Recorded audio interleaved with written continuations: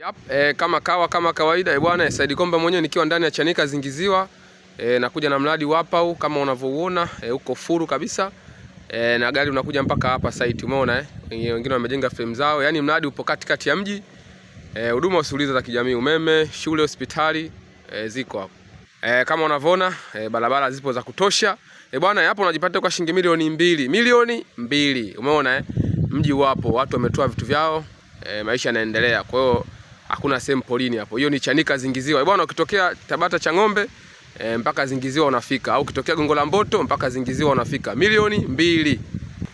Kama unavyoona jamani, yani huko tambalale, huko tambalale kabisa, yani hakuna mibonde wala milima. Umeona sio kama Mbezi, yani hapa ni tambalale tu. Milioni mbili. Bwana unajipatia kwa milioni mbili.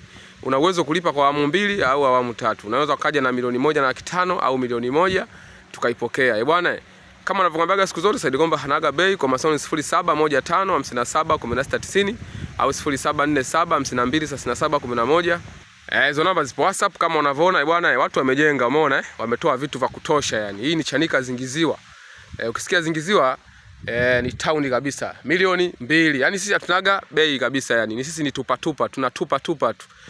Usio unapanga, usio unaishi maisha tabu. Njoo ujichakulie kiwanja chako, jinyakulia hapo kwa milioni mbili tu. Asante sana.